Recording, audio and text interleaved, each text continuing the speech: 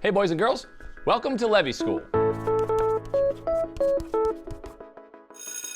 Hey everyone, welcome back to Levy School, where we address all the most common concerns, answer all the most common questions, and hopefully clear up some of the most common misconceptions regarding school levies in general, but more importantly, the particular school levy for Anthony Wayne that'll be on the November 5th ballot.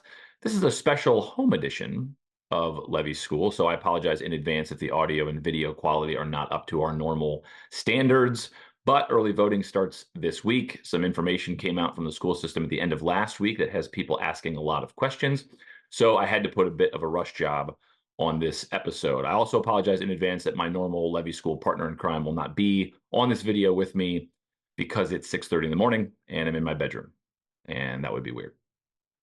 On this episode, we're talking all about your recent home reappraisals and the impact that that's going to have on your taxes. Normally when you go to the ballot box, if your primary motivation is just to keep your taxes down, conventional wisdom would tell you vote no for any voluntary tax, right? So say no to the art museum, say no to the Metro Park, say no to the zoo, and say no to school levies, right? Well, Anthony Wayne is in a unique situation where it is almost certain that the opposite is actually true. If you want to keep your taxes down, the best thing that you can do for yourself this time around is actually to vote for the levy. Now, I know some of you with a more conspiracy theorist bent or a kind of cynical disposition, to you that's going to sound like a scam, like just the pro levy people are trying to trick you into passing their levy. So in just a second, I'm going to walk through some of the data to demonstrate this to you. I say all of this as almost certainty because we've had a whale of a time getting a hold of our county auditor to confirm. So I'm about 95% sure that this is how it works. But apart from her kind of signing off and saying, yeah, that's absolutely true, I just, full disclosure there, her phone line, I think, has been tied up with tens of thousands of people disputing their property appraisals. So we haven't been able to get her to confirm this, but we're not sure when it's going to happen. So we wanted to put it out in front of you. So I'm going to share my screen with you and walk you through this. So we know now, by now, if you've been watching Levy School, you know that all the school millage that you pay, mill is $1 for every $1,000 value of your home. But the millage comes in two different forms, okay, and they behave very differently. There are inside mills and there are outside mills. Okay, inside mills are enshrined by the Ohio Constitution. They're established by the state. You do not get to vote on them. They are imposed on you. You can think of them as kind of like a state minimum for schools. All right, they are applied across the board to your home's assessed value, just straight across. So, for example, of all the millage that you currently pay to the school system, let's just imagine two of them were inside mills. If your home had a $100,000 assessed value, of the total tax you pay to the schools, $200 of that total tax you're paying on those inside mills. If your home were to miraculously double in value overnight, the tax that you pay on those inside mills is also going to double overnight. So when it comes to inside mills, there's a direct relationship between the mills or the tax you pay and your property value. So with inside mills, when your property value goes up, your tax goes up. So when your property values are going up and everyone's freaking out, oh, my property just went up 30%, my taxes are going to go up 30%. No, your taxes are not going to go up 30%. Your total tax bill is not going to go up 30%. But the portion of your tax bill that comes from inside mills, that portion is going to go up relative to your property value. Okay, so from a voter's perspective, inside mills are bad. Okay, when property values go up because of inside mills, your taxes go up. All right, pin that for a second. Outside mills are very different. Outside mills are the kinds of mills that you vote on. So like the tax levy that'll be on the November 5th ballot. Outside mills are always connected to a very specific dollar amount, and that is a dollar amount that the schools are not allowed to collect more than. So the schools can't collect more than the levy is structured to collect. So for instance, the levy that'll be on the ballot on November 5th is set at 2.42 mils so that it will generate $3.3 million. The school is never allowed to collect more than $3.3 million on this levy. Well, what happens if your property values go up? Your tax can't go up. If your tax goes up, then collectively we would all be paying more than $3.3 million. And by law, that's not allowed to happen. So with outside mills, when your property values go up, the millage actually rolls back so that you pay the same amount. So just give you an example on this levy. 2.42 mils. If your home had a $100,000 assessed value, if the levy passed, you're going to pay $242 of additional tax. Okay. If your home were to miraculously double in value overnight, the tax you pay on the levy is not going to double. What happens is the assessed millage rolls back, it gets cut in half so that you pay the same $242. So from a taxpayer perspective, right, nobody likes taxes. So I'm not going to say any mills are good, but outside mills are better than inside mills. One, they're temporary. You vote on them, and then you have an opportunity to control that over time. Two, they're subject to this rollback. So they don't fluctuate with property values. So when your property values go up, the tax you pay on outside mills does not go up. And if we build 1,000 houses in the community next week, all those new taxpayers, they take a piece of the pie so that your taxes actually go down. So I'm not going to say outside mills are good, but they're certainly better from a taxpayer's perspective than inside mills. Okay, here's the next piece. If you take all the mills that you pay to the school system, inside mills and outside mills, and you add them together, by state law, they have to add up to at least 20 total mills.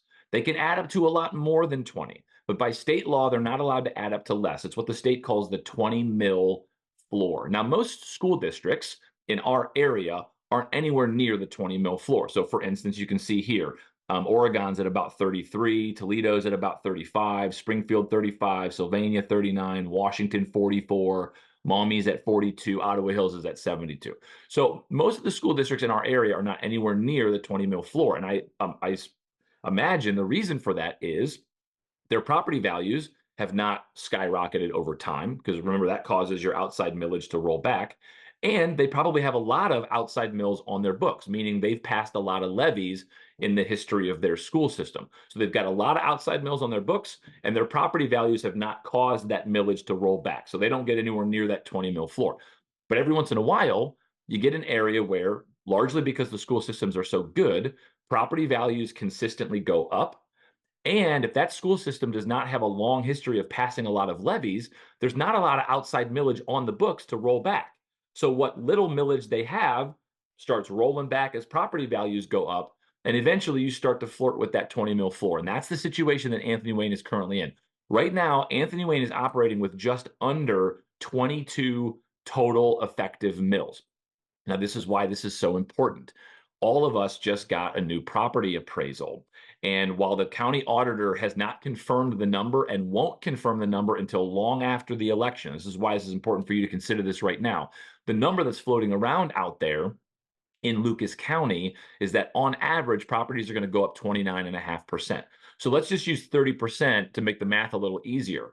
If all of our properties go up 30%, the outside millage on our books is going to go down 30%. And because we are hovering right above that 20 mil floor, when the little outside millage we have rolls back 30%, what's going to happen is we're going to effectively fall below that 20 mil floor. You can see our outside millage would go from about 19 to about 15. Okay. And that would leave us below the floor at a little over 3 mils. Now, here's why this is so significant. When this happens, that 20 mil floor is there as a kind of safeguard. So when the state or the county sees that based on your property reappraisals and where you are relative to the floor, that you're going to fall below that floor, they're going to step in and they're going to make an adjustment so that you do not go below that floor. Now, this is where things get a little fuzzy for us, and we haven't had the county auditor on the phone to confirm this. We're not entirely sure exactly how this adjustment works, but we're almost certain that however they do the adjustment, that the way it will function, okay, the behavior of the adjustment, the way that you're going to feel it as a taxpayer is it'll be as if they increased your inside millage. I don't think they actually increase the inside mill number. That number is set by the state. But the way they assess the difference, the way they make the adjustment, it's going to be applied to you as if your inside millage went up. And remember, as a taxpayer, inside mills are bad. Those mills just get applied across the board to your home's assessed value. You don't vote on them. Okay. So as your properties continue to go up in value, if there are more effective inside mills on the books, your taxes are going to just get that much more expensive.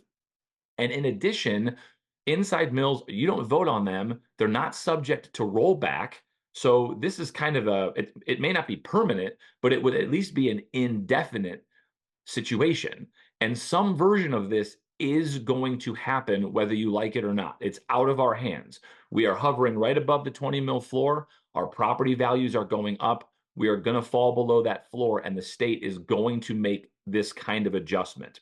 We don't know the exact numbers yet, but this adjustment is coming. The only thing that you can really do as a taxpayer is to try to offset some of that adjustment by passing a levy. So instead of the state making this kind of adjustment, we can pass a 2.42 mil levy. Again, those are outside mills. So they're temporary. It keeps the voting control in our hands 3 years from now when there's a new property reassessment, or 5 years from now when this levy expires. We will have some opportunity to say what happens next, which I would assume you would appreciate as a taxpayer. Outside mills are subject to rollback. So if our property values continue to go up, the amount of money attached to this 2.42 mils is set, so you don't pay more taxes. Obviously, your taxes can go down if we build 1,000 houses in the community over the next 5 years. Okay, so some kind of this adjustment is going to happen, whether you like it or not. Your taxes are going to go up more than they normally would if we were well above the floor. Because we're going to go below the floor, your taxes are going to go up more than normal. The best thing that you can do for yourself as a taxpayer is to offset that adjustment by passing a levy. So this is what I mean when I say that the take-home message for you as a taxpayer, in most cases, if you just want to keep your taxes down, the best thing for you to do is vote no on any kind of temporary tax. But in this unique situation, it's actually going to be more financially advantageous for you to pass the levy.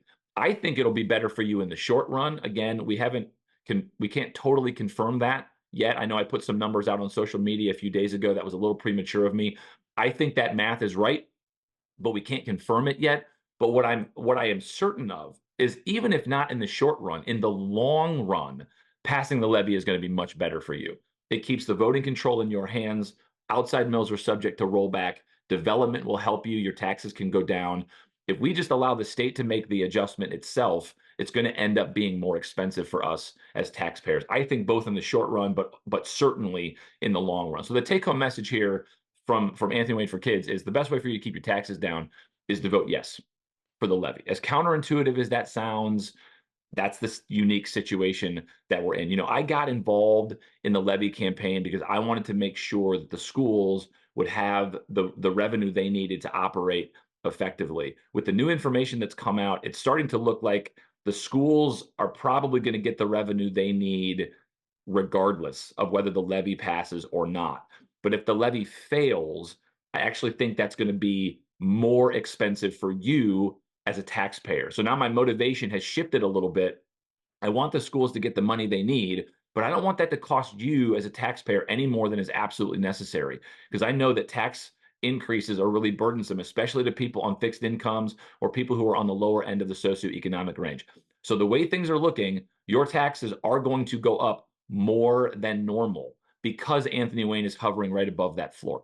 The best thing you can do for yourself financially is to vote yes for the levy. So if you're going to the ballot box on November 5th and you want to support the schools, and right, you feel grateful for the education you received, and you feel a sense of responsibility to do the same for others, vote yes. That's great.